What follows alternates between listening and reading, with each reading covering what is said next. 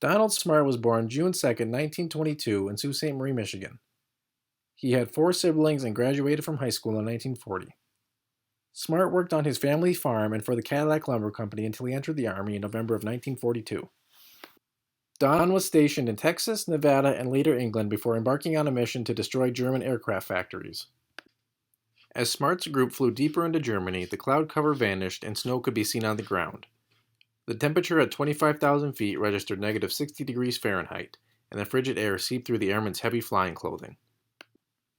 The B-17 Smart was aboard was shot down along with a reported 124 other planes. Both pilots in the B-17 were killed, and Sergeant Smart, along with other survivors, parachuted from the burning plane and were taken as prisoners immediately upon landing.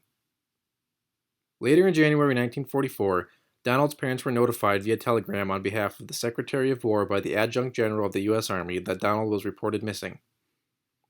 In March 1944, Donald's parents were notified that he was indeed a POW.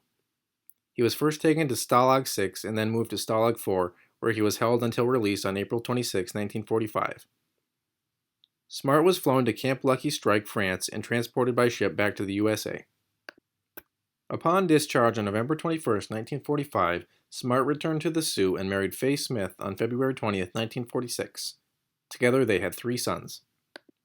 Smart did not openly share details of his experiences as a POW until many years later when his granddaughter Lori asked a question regarding his military service as a part of her middle school homework assignment. The question surprisingly opened the door to a very enlightening time for Don as he began to reveal details of his life as a POW. Those present at the time sat spellbound as he recalled being required to march 60 to 70 miles. By normal standards, they were filthy when the march started.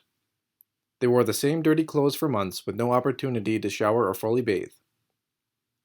The march took place during the coldest winter Germany had seen since the war started. It was determined years later that Don had suffered severe frostbite to his feet. Some prisoners were neglected shoes or boots. Food wasn't adequate, requiring the men to forage along the route for anything edible.